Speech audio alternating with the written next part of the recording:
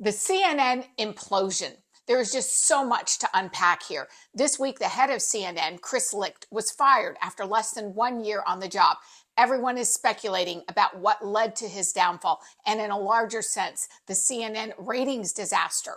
Among the many problems at the network, I want to focus on the big three. Number one, an epic PR failure by Licht and his communications team. Number two, the Donald Trump Townhall. Number three, systemic left-wing bias at the network among news producers, reporters, and anchors. Conservative radio host Jesse Kelly made some great comments on this last point earlier this week on Megyn Kelly's show. You'll want to stay to the end of my video to catch that. He's spot on and hilarious. Now, as many of you know, I've spent a career in journalism and most recently worked in political communications in Washington, D.C. And I know a thing or two about how to handle reporters. Licht broke the number one rule of PR, and that is reporters are not your friend. Ever, ever, ever. Over a period of months, Licht gave extraordinary access to a reporter from The Atlantic magazine to do a feature story on him. Late last week, The Atlantic published a 15,000-word profile extensively documenting his stormy tenure. It reads like a script of a Hollywood movie, which I wouldn't be surprised if it becomes one. Licht spent hours with the writer, Tim Alberta, and his unguarded comments that CNN had overhyped its coverage of the coronavirus pandemic and the Trump presidency further rankled the network's anchors and rank and file. It was painful to read how much Licht overshared with the reporter, inviting the reporter to follow him on his daily workouts at the gym, sharing with him sensitive comments from personnel meetings at CNN, even making fun of his boss. All of this showed up in print. And though we live in an age of video, there is still something so powerful about the written word. When you see your words in print like that, it can come across so different from what it sounded like in a conversation. Now, according to an article in the New York Times, after the story came out, Licht told his very angry news staff that, quote, CNN is not about me. I should not be the news unless it's taking arrows for you. Your work is what should be written about. He's exactly right. So why did he agree to the interview and then give the reporter the best buddy treatment? Ego. Sometimes these CEOs just can't help themselves. Number two. By all accounts, former President Trump bested CNN big time in his town hall, and CNN viewers and staff weren't having it. CNN viewers said on social media that they would no longer watch the channel. To the shock of its staff, CNN began to occasionally dip below the conservative network Newsmax in total primetime viewership, a once inconceivable notion. Christiana Amanpour, the eminent CNN anchor, said in a speech that she and Mr. Licht, quote, respectfully disagree about airing the town hall.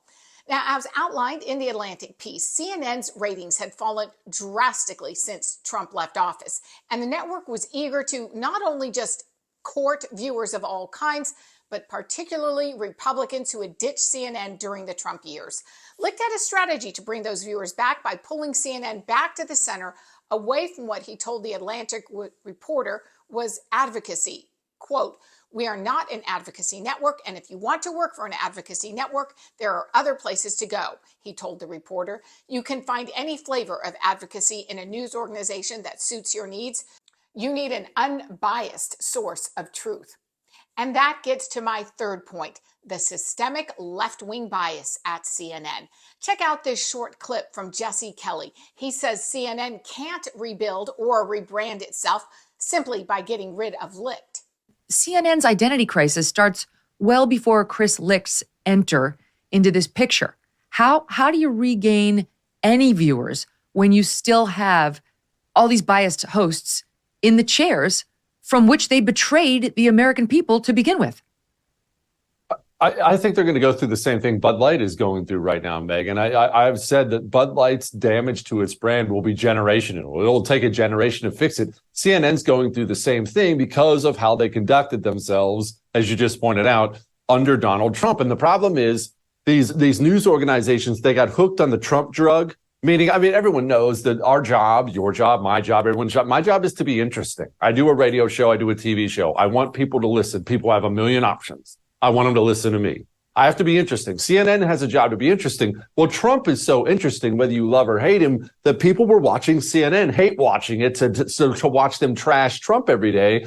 So they spent 4 years not improving, not bringing in top tier talent, not bringing in people who are interesting or charismatic. You had Brian Stelter waddling into the CNN offices for 4 straight years. What are you doing? Well, that guy shouldn't be on television. But you didn't use that 4 years to improve, because you could put any idiot, you could have put a gerbil on TV to trash Trump and people would watch CNN for it. Well, eventually Trump goes back to Mar-a-Lago to play golf, and now you're stuck with this list of losers here. You haven't developed top talent. You haven't found top talent. How many talented news anchors have you seen locally, nationwide, Megan? They're all over the place. There's talented journalists everywhere. You didn't go find them. You didn't use the scouting team. You stuck with the same group of losers, and now you want to change your image, but you have all the same losers in the building. You should probably fire everybody is what they should do.